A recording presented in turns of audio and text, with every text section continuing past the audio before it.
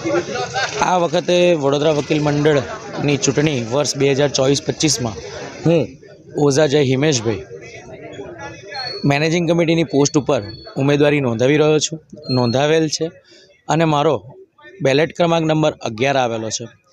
હું આ પહેલાં વર્ષ 2021-22માં પણ મેનેજિંગ કમિટીની પોસ્ટ ઉપર જીતી ચૂકેલો છું।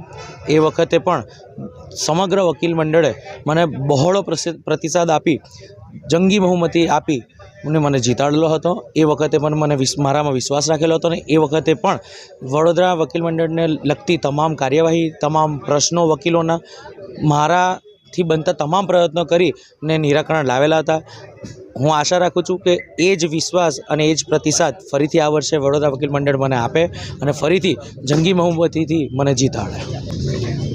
હું આ વખતે પણ વકીલનો જેટલા પણ પ્રશ્નો હશે, જેમ કે